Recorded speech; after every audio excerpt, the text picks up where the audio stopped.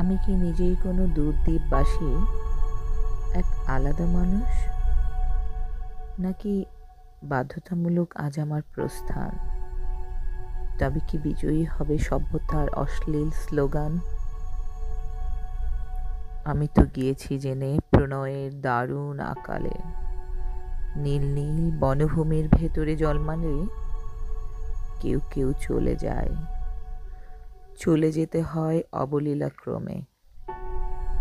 কেউ বেছে নেয় পৃথক প্লাবন, কেউ কেউ এইভাবে চলে যায় বুকে নিয়ে ব্যাকুল আগুন। আমার কি এসে যাবে কিছু মৌল ব্যবধান ভালোবেসে, জীবন উড়ালে একা প্রিয়তম দ্বীপের উদ্দেশ্যে।